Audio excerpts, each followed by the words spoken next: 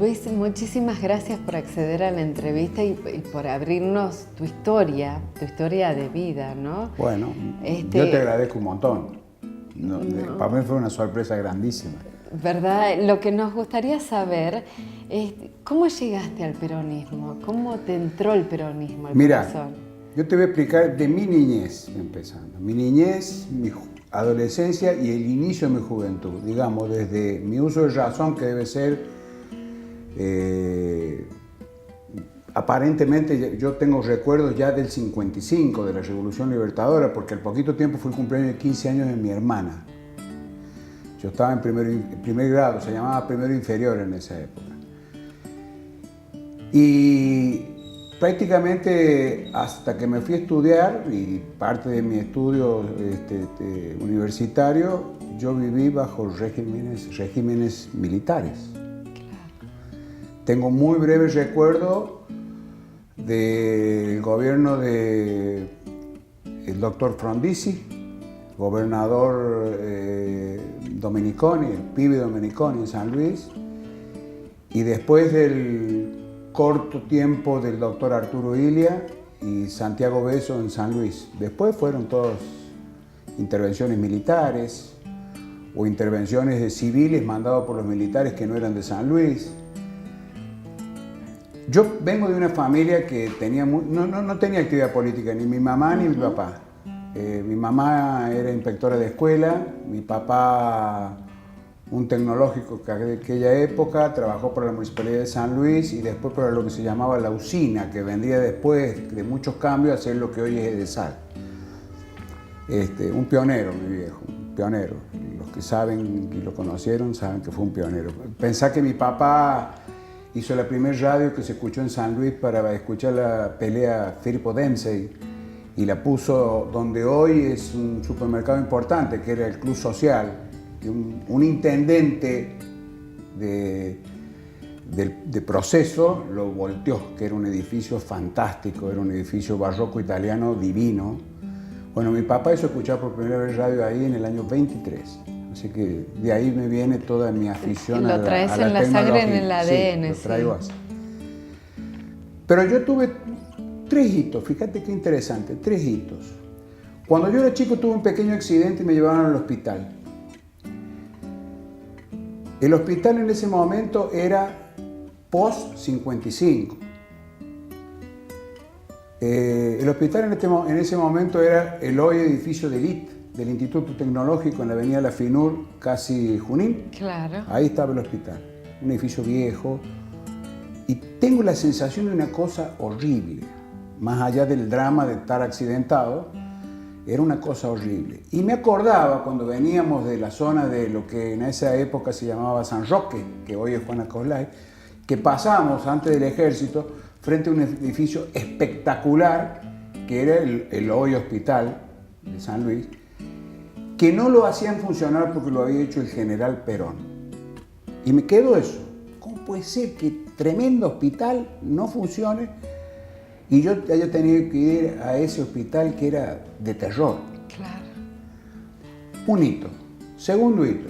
Yo fui a la escuela normal, lo que hoy es la mixta, todo mi primario y todo mi secundario. Es más, durante el secundario, mi escuela tenía un año más de secundario porque nosotros recibíamos doble título. Éramos maestros y bachiller. Pero durante 5 años, 6 años tenía el secundario en esa época de la escuela normal Juan Pascual Pringle, Pero de primero a quinto, a la noche, también en el mismo edificio, fui a una escuela de dibujo y me recibí de dibujante técnico y de maestro de dibujo. Así que tenía doble escuela. O sea que iba 2 veces al día a ese edificio. Y un día me enteré que ese edificio lo había hecho el general Perón. Es más, la Universidad Nacional de Cuyo, el antecedente de la hoy Universidad Nacional de San Luis, sí, la trajo Perón a San Luis. Es más, la trajo el general Vaca, secretario de guerra del general Perón, puntano. La trajo acá a San Luis. Es más, trajo la Facultad de Física, el Instituto Balseiro de Energía Atómica, generado en la época de Perón, dependía de la Universidad Nacional de Cuyo, de la Facultad de Físico-Química de San Luis. No te Mirá el nivel que tenía, hecho en la época de Perón. Y yo viví la sociedad que proscribía a Perón. Claro, no se podía hablar, no se podía tener hablar. nada. Prohibido hablar de Perón, prohibido hablar de Perón, prohibido, prohibido, prohibido. Y yo veía que las cosas más importantes de San Luis estaban hechas en el gobierno de Perón, con mi niñez. Y decía, pero ¿cómo puede ser que nieguen a este señor? Y el tercer hito, no voy a decir el nombre del profesor, pero sí voy a decir el nombre de la víctima. Ajá. Estábamos en la escuela normal, en la clase de educación democrática, gobierno militar. Estábamos en gobierno militar, paradójicamente educación democrática en gobierno educación militar. Democrática en el... No voy a decir el nombre del profesor. Y yo tenía de compañero desde primer grado hasta y nos recibimos juntos, muchos fuimos, a un gran amigo que sigue siendo un gran amigo mío, que es Huguito Franco, César Hugo Franco, de familia peronista de raíz, sobrino de Siribaldo Franco, un gran dirigente del Partido Justicialista. Su papá, también un dirigente justicialista, proscripto totalmente. Y él luego lleva en su corazón, en su sangre, el peronismo. Y ese profesor de educación democrática en gobierno militar empezó a hablar barbaridades del general Perón y a hablar mal de los que fueron peronistas. Entonces el Hugo se paró y se sintió muy mal y se lo hizo saber al profesor. Se lo hizo saber. ¿Por qué esa proscripción? ¿Por qué ese tratamiento? Esa especie de ninguneo a esta situación. Y este hombre no solo que lo trató muy mal, sino que lo aplazó y lo mandó a rendir. No importa quién fue el profesor. Pero estos eran los hechos que yo vivía y esos 3 hitos me hacían pensar muchísimo, muchísimo. De todas maneras, no teníamos vida política. Repito, tengo esos 2 hitos muy cortitos, Frondizi y Lía. Y en el caso de San Luis, el doctor Domeniconi y después Santiago Beso. Sí. Y se acabó la democracia. Bueno, terminamos la escuela en el año 68. Como tenía un año más, a mí se me ocurrió antes de irme a estudiar, que yo pensaba irme a estudiar a Córdoba. Mi familia había dicho, te vas a estudiar a Córdoba. Siempre dije que iba a estudiar ingeniería electrónica. Ya voy a contar qué me pasó con todo esto. Me iba a ir a estudiar a Córdoba. Siempre pensábamos que iba a estudiar a Córdoba. Pero para que no me cortase la carrera, el servicio militar, que en esa época era obligatorio, apareció la chance de que yo podía pedir un año adelantado el servicio militar. Yo tenía 19 años, normalmente se recibían de 18, pero claro, nosotros como hacíamos un año más nos recibíamos de 19. En ese tiempo la colimba se hacía a los 20 y pedí el servicio militar, cumplía algunas reglas de ejercicios de tiro y qué sé yo, ahí en el tiro federal, y pedí el servicio militar un año antes. Yo soy clase 49, nací en el año 49. A decir de mis amigos, somos los búfalos según el horóscopo chino. Pero la hice con la clase 48, porque pedí un servicio militar un año antes, ¿no? ¿Y qué año fue? 69.